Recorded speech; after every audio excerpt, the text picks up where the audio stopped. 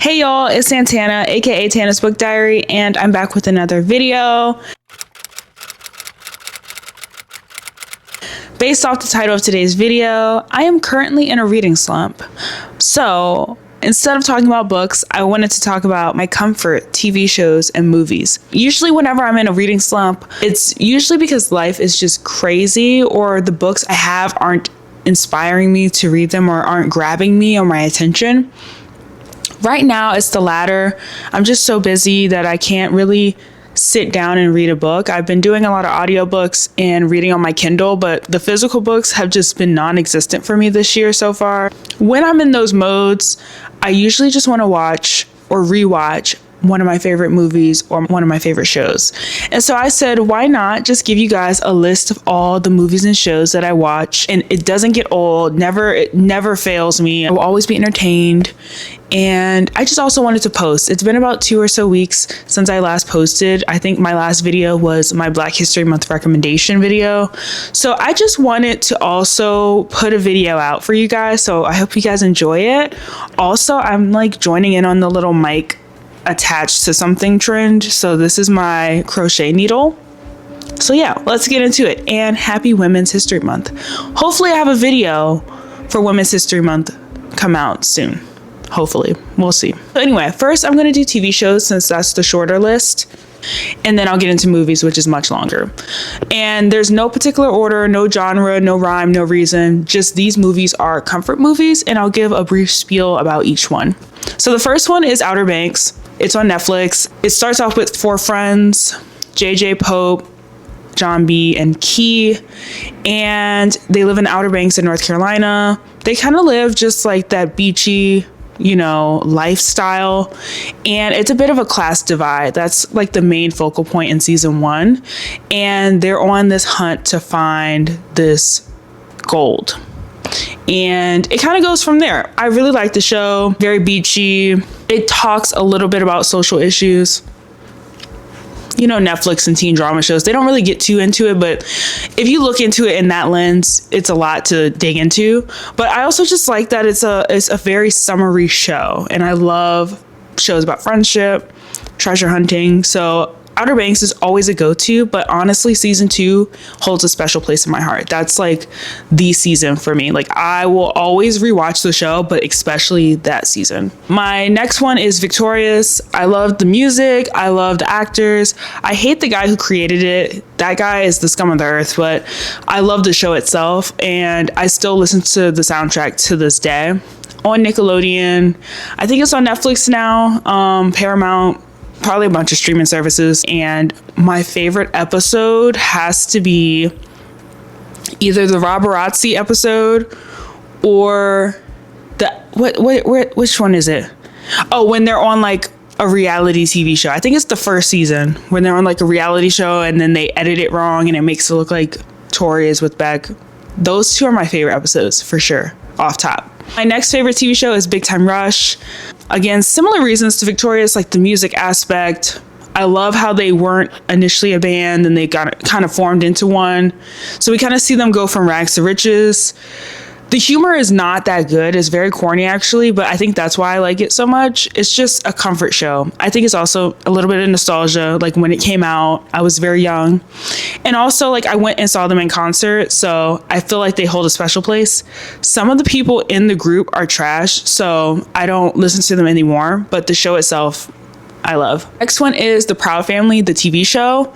I love The Proud Family. Hands down, one of my favorite animated TV shows ever. It's just Black culture down. Like, everything about it is so Black, and it's so ahead of its time. Like, when you look back at the older seasons, because I know it's still on, it's just amazing, like, what they were doing, the commentary they were having, all in a kids show. Like, talking about Ramadan, talking about Black History Month, talking about living in a multi-generational family, like having friends of different races and different classes. Like, it was just ahead of its time. I love The Proud Family. Living Single is my next one. I watched it years ago, like on reruns, like my parents watched it. It was always on TV, but I really sat down the last year or two, and it's a different perspective now that I'm in my mid-20s, and like seeing these 4 black women and their friends living in New York, living out their dreams. It just, I don't know, it hits different a little bit now that I'm kind of in a similar situation where I'm living by myself. I'm kind of trying to make a name for myself, establish myself, navigating dating, friendship, job, like everything. I really enjoyed that show. And again, it was ahead of its time. It's much better than Friends. And that's it, period. My next one is The Fosters, when it was on ABC Family, not Freeform. The Fosters, again, ahead of its time, really a game changer for me as far as like TV shows go. Like, I hadn't seen a show where it was 2 moms who also fostered children of all different races and, you know, backgrounds and upbringings. And I just thought that was super important for the time it was, like, it came out. And I don't know, like, I loved watching that show back. Like, the theme song itself gets me every time. Yeah. And I know this is like a hot take because I think a lot of people like Jake T. Austin as Jesus. I actually like Noah Centineo as Jesus. I feel like for the ADHD storyline, like the first 2 seasons, Jake T had it. But as far as like the TBI and everything else, that storyline, Noah killed it. So I'm a Noah as Jesus fan. I know that's not very popular, but I love The Fosters. My next one is another animated movie or animated TV show, Happily Ever After for Every Child. It was on HBO, and I actually had the DVDs still. I think I got them as a child, and I don't know who created the show, but it's a lot of old fairy tale retellings, but it's just different races are portraying these folklores, these fairy tales. So Pinocchio, The Pied Piper, Cinderella, The Princess and the Pea, like all of those stories retold, but with different races. And they had like a huge lineup of celebrities like doing the voice acting, like Will Smith, Raymond Simone, Samuel L. Jackson. Like they had a long list of people, that Whoopi Goldberg, like that voiced these characters for the children, for the youth. And honestly, I can still watch it to this day and have a great time. And if and when I have kids, they will be watching that for sure. Next one is also on Netflix, On My Block. Again, I love a TV show about friendship, especially about Black and brown kids just kind of living life. This show takes place in Los Angeles or somewhere in California. And it's about gangs, it's about friendship, it's about going into high school. It's just about all the things like preteen to teenagers like deal with, you know what I mean? But with that extra layer of like the racial tension, class tension, gang affiliations, like high stakes. And similar to Outer Banks, it has that storyline also of like finding treasure and not looking like the typical main character that will find the money and be applauded for, you know what I mean? So the comedy on that show, top tier. Jamal is definitely my favorite character. Brent Turner, I believe or Brett Gray, I'm sorry. Who did I just say? Brett Gray, who plays Jamal, really carried the show on his back. But all the actors were really great on that show. I watched it in real time. Every time the season dropped, I was live tweeting. The first season still holds, it's up there. Like for that first season, amazing. I love that show so much. The next one is a limited series that was on BET, the New Edition story, that had the Black community hooked, engaged. Like in 2017, this came out. It was 3 nights. Each night was a different part. So we saw New Edition as kids, New Edition as like preteens, teens, and then New Edition as like established musicians in their adulthood. And I knew of New Edition, I knew of their music, but I didn't know a lot about them. And so this 3-part series really was an eye-opener, especially if you had no idea who they were and what they were about. Like you learned about their money problems, you learned about their brotherhood, you learned about their splits and their many kind of side quests as musicians, like Belle Biv DeVoe, just Bobby Brown solo, Ralph Transvant as a solo artist, Johnny Gill solo. Like we saw all of that. And it was also produced and heavily backed by New Edition. So I love when biopics have the support of the artist or the group in the family, because I feel like that's when it's most genuine, it's most honest, and it's true. And so yeah, I feel like that 3-part series was like some of the best work BT had put out, period. My next one is Star. I live and die by Star. Star is my show. The first 2 seasons, chef's kiss. The third one was good, but the first season baked in nostalgia. Like, can bring me to tears just because it's the first season. Season 2 though, the music, the budget went up.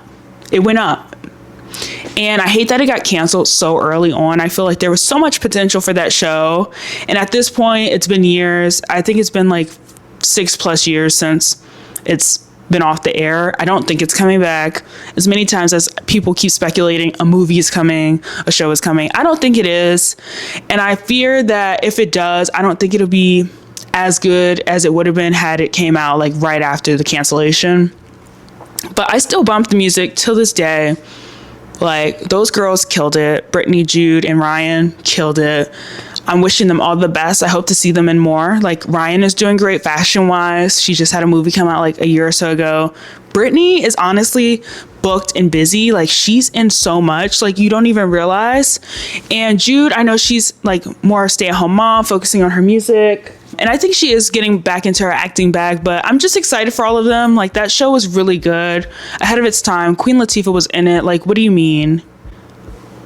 Like, come on. Okay. And my last show is 911 Lone Star. Rest in peace. That got canceled.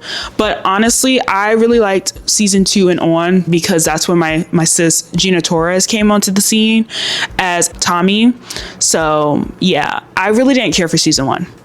Sorry. I'm here for the Black women and the Black women only.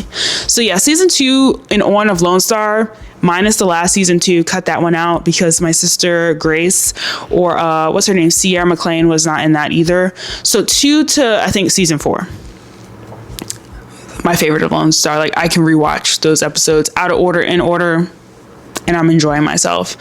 So that's all my comfort shows. On to my comfort movies. Now, this is a longer list, but I will speed round it a little more. The Proud Family movie. That movie's iconic. I can quote it. It's really bad. When I watch it, I'm basically an actor in the movie. Like, I don't even want to get into it, but I love the Proud Family movie. Like, I eat it up every time. Roll bounce. Roll bounce is why I love roller skating, why I want to continue building my skills, because of roll bounce. Roll bounce is a coming of age about 5 young Black boys from California who their local skating rink closes, so they have to go to Sweetwater or Clearwater. Clearwater. Can't remember what the rink is called, but they go to a newer rink, a little wider, definitely cleaner, higher budgeted, but they go there anyway. They go for a contest, and it's just a true testament of like brotherhood. It talks a little bit about class and those racial issues. It talks about access. It talks about grief, because our main character, Xavier, loses his mother. So we see a father-son dynamic that's a little rough, but it gets better towards the end. Like, that is one of the coming of age stories I really enjoyed from that era. And I love that it was a period piece in the 70s at the roller rink, as like roller skating was kind of like the backdrop. Like, I loved it so much. The music, the actors, like, it's great. Divergent. Only Divergent. I don't care about Insurgent or Allegiant. I don't acknowledge either of those movies, but Divergent, definitely nostalgia based, period. Like, I know why I like that movie, because of when I saw it in the theaters, and then I read the books immediately after, so it holds a special place in my heart. Also, Theo James is in it, so duh. But yeah, Divergent was one of my favorite dystopian movies during that time frame. Obviously, I like Hunger Games, I like Maze Runner, but like, out of the 3, Divergent was for me. I know that's a hot take, I guess, but yeah, Divergent was the movie for me. My next one is Eternals. That is also not a fan favorite, like in the Marvel universe. I don't think a lot of people are choosing Eternals as like a movie. I didn't put this on here, but Black Panther. Yeah, Black Panther and Eternals for me. Also, it's because it has the most people of color in it. It has the most people of color in it, so I'm obviously already supporting it 1000%. But Eternals was just something about it. It just felt like it was a superhero movie, but it didn't feel like what a lot of Marvel movies feel like kind of like no substance, but just like a lot of action scenes and a lot of CGI use. Like, I felt like Eternals had a good premise. The superhero thing was kind of like secondary. I don't know. I guess I also like that it has so much representation as far as like gay characters, a deaf superhero, an Asian superhero, like Asian woman superhero, like, and it was also directed by an Asian woman. Like, it was just so much to that movie that I felt like made it also more important than like all the other ones. No shade. Next one, Takers. This is a heist movie that came out in 2010. I feel like not a lot of people know about it, but I feel like they could. But I feel like it's a very niche movie. It has a big lineup. I'm not naming one of the actors because he's to be unnamed. Idris Elba, Michael Ealy. Don't know the guy, but he was in Star Wars. I don't know his name. Paul Walker, T.I. Naming these people is crazy. A dude who shall not be named. Zoe Saldana, who's... But, you know, like, it's a big lineup of people. Lots of interesting people. Kind of an interesting arrangement of people, but it worked. I can watch that movie all day long, every day, and I'm content. Like, that movie should not be this good.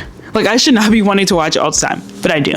Every time it's off a streaming service, I try to see which one it's on because I'm going to watch it as many times as I can.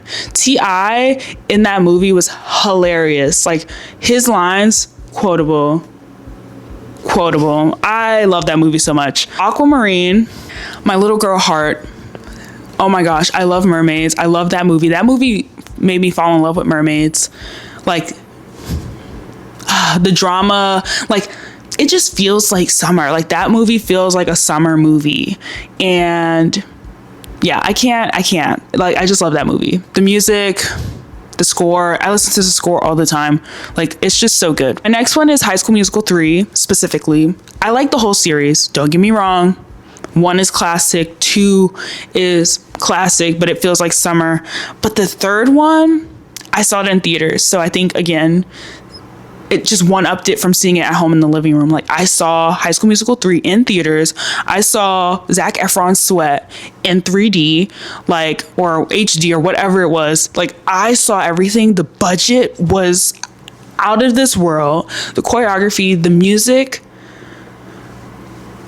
Like, are you kidding me? Like, High School Musical 3, if that's not your top one, I'm not judging you, but I am. High School Musical 3 was so good. Like, the music, the quality, the costumes, everything. I want it all. I want it. I want it. Like, oh my gosh, I can't. That one is the one. High School Musical 3, period. Watching it every single time. My next one is Johnson Family Vacation. This is a niche Black film, but I love it. Gotta be on I-10 by 10, right? Okay. Like, this movie is definitely 2000s humor. Might be a little corny. Might not land anymore due to like the racial things, you know what I mean? But that's the beauty of it. Solange is in it, Cedric the Entertainer, Vanessa Williams, Bow Wow, like Steve Harvey. They had heavy hitters in this movie. I don't know. I loved it. I will watch it every single time. Like, it's just hilarious. And as someone who did a lot of road trips, very accurate. Rags might be overshined by Let It Shine. Like, people might not know Rags because Let It Shine came out like within 2 or so months of that movie, and Rags was on Nickelodeon, Let It Shine was on Disney. But Rags with Keke Palmer, Max Snyder, they ate it up. I'm gonna listen to that soundtrack every time. Someday I follow my dream. Like, put your heart in it. We can go the distance. What? I love you so much. I hate you so bad. Yes.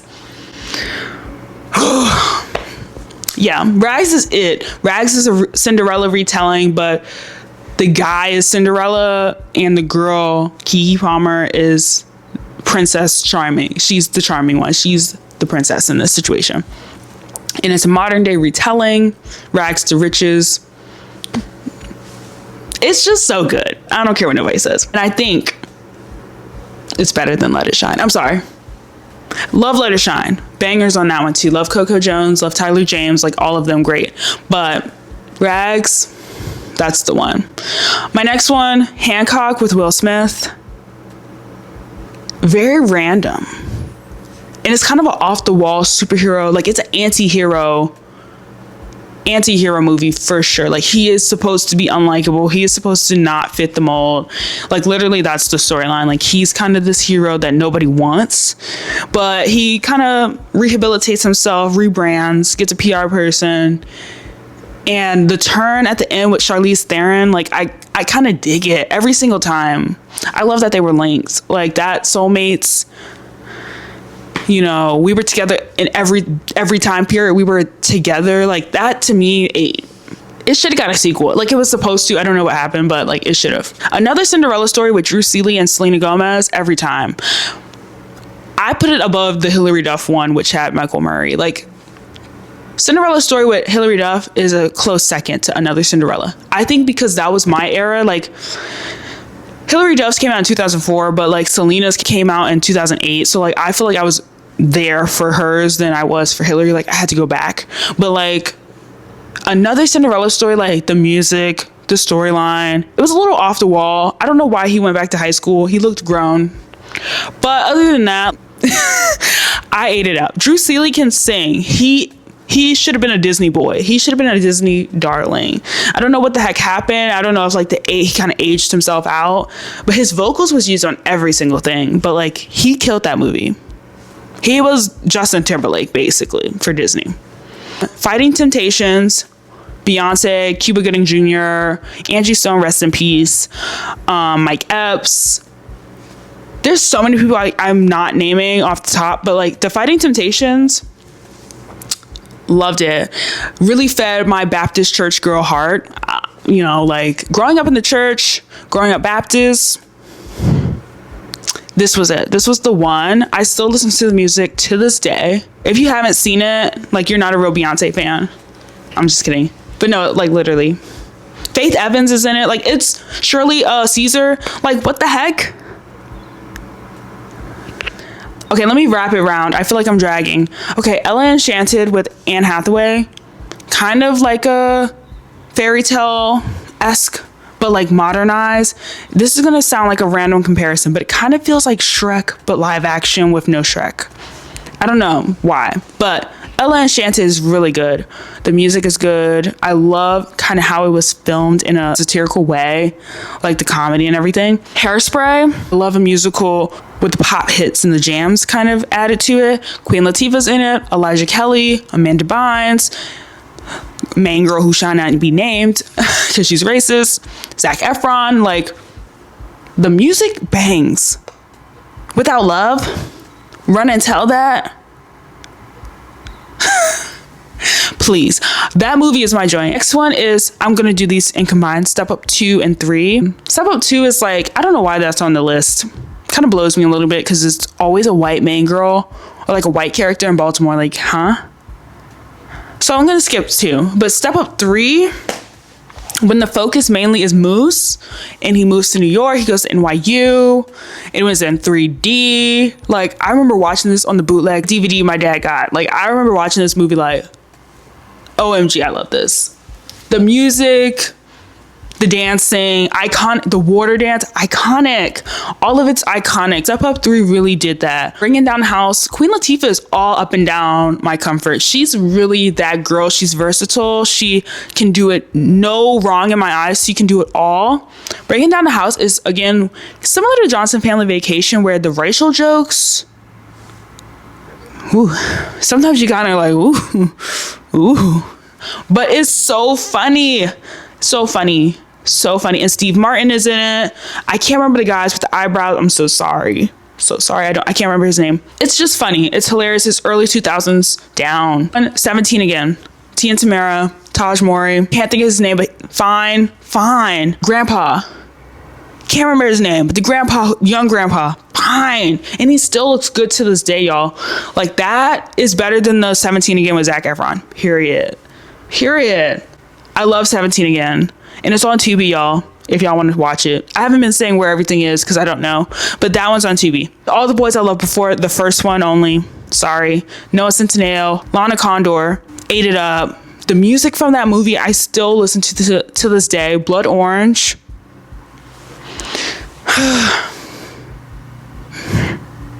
Netflix did their one with that one. I don't know about the other two. Like, I don't really remember them. But the first one, you had to be there. And I read the book in middle school. So, like, I think it hit a little harder because I read it as well. Next one, Queen Latifah. Are we surprised? Beauty Shop. Beauty Shop is my joint. The jokes in that movie, the quotes. Swish, swish. Oh my gosh, my favorite one is, you not trying to brighten up the place, you just trying to whiten up the place. Like, yo, that movie is hilarious. Queen Latifah, again, ate it up. Like, all of the actors on that movie ate it up. Barbershop 2, love that movie. Michael Ealy was so fine in that movie. Cheaper by the Dozen 2, not 1, but 2. When they are going against the families, yes. That one, that's my joint. That's a good summer family movie. Eat it up every single time. Last Holiday, Queen Latifah. Again, I love that movie so much. And I love that, like, her weight was not a huge focal point. Like, obviously they talk about lean cuisine and Jenny Craig or whatever. She gets over to, I don't even know what country they go to, but like, it's a snowy country. Like, she goes to the ski resort. She eats the food. They love her. They're eating everything up. She's saying she looks good in everything she's wearing. LL Cool J flies a plane, hikes up a mountain for her. You know what I mean? Like, what the heck? Like, I just love Queen Latifah, and I love that movie. And it's such a good holiday movie, but like, you can watch it anytime. It just does something to the soul. Like, I love that movie so much. Okay, we're on our last couple. Mid-90s, love that movie. Jonah Hill, you did this one. Ate it up. It's a period piece in the 90s about some skater boys. It's kind of a coming of age. This little boy, he's like 12. He befriends like these 16, 17-year-olds who want to be like pro skaters. He's beefing with his brother. He's just trying to figure life out. He's trying to be cool, trying to have his friend group. And he kind of just does things that's like, girl, you're 12. Like, relax. You have life. But I love that movie so much. I have no rhyme or reason why I really like it. I mean, obviously I love Olin Purnett. Like, he's so fine. But I think as far as like overall, I don't know why I really am like gravitated to that movie. I did watch it during COVID, and I went on a huge like illegal civ binge, like watching skate videos and everything. But I don't know, that movie's just really good. I think the music also helps a lot. Another Queen Latifah movie, Just Right, with her in Common. That's not the best love story, but like, the movie itself is very comforting. Beyond the Lights. Y'all know Cynthia Erivo from Wicked. I know Cynthia Erivo from singing Fly Before You Fall for Beyond the Lights. This is kind of like the Bodyguard retelling almost, but they're both black. Super mega star. Basically does not want to be here anymore. She's over that glitz and glam. Her boyfriend, who's a rapper, MGK, treats her like trash. And her security guard basically catches her right before she's like, I'm done with life. And they kind of start a whirlwind romance. And I just love that movie. Like, that movie's beautiful. Last two, The Blackening. Horror comedy. Eat it up every time. Again, it's a friend movie, black friends in a cabin in the woods. Everything you can think of stereotypically about black people, like, they kind of address in this movie and turn it on its head, and it's hilarious. I die laughing every time. The jokes are unmatched. I just be having a good time watching it. Last, and certainly not least, because I know this video is long and I'm sorry. I did say it was going to be quick. I lied. Is Sinners by Ryan Coogler, starring Michael B. Jordan twice, Wumi Masoku, Haley Baldwin. I lied. Haley Steinfeld. got my white girls mixed up. Delroy Lindo, Miles Caton, can't think of who else is in it, I'm sorry. But like, this movie is the movie of the lifetime, movie of my life, movie of the year, movie of the decade, movie of the eon. Like, this movie deserves every award times 10. And I will watch it every single time. I saw it 7 times, 6 to 7 times in theaters last year. And then I just watched it constantly. The score was on my Spotify Wrapped as like my most listened to score. I had like 3 or 4 songs on my most listened to out of the whole year. And I'm sure it's going to be the same thing this year. Like, everything about that movie, I wish I could infuse it into my arm, like IV drip style. Like, that movie was the one. And anyway, if you want to see more about me rambling about Sinners, like, it'll be in the cards on this side. Sinners, book recommendations. Like, if you like the movie, books to read if you liked it. Because I can go on and on about Sinners. Like, Sinners has crack in it. Anyway, so yeah, thank you guys for watching me ramble on about my comfort movies and TV shows. I wanted to give you guys something because reading wise, it's not looking too good for your girl. Like, I have 2 books I'm currently reading, but I just haven't been able to finish one. So I'm hoping soon I can, so I can talk to you guys about it. But in the meantime, I hope you enjoyed this video. Let me know down below if you have a list of comfort movies and TV shows and like what they are and if I should check them out. And I will see you guys in the next video.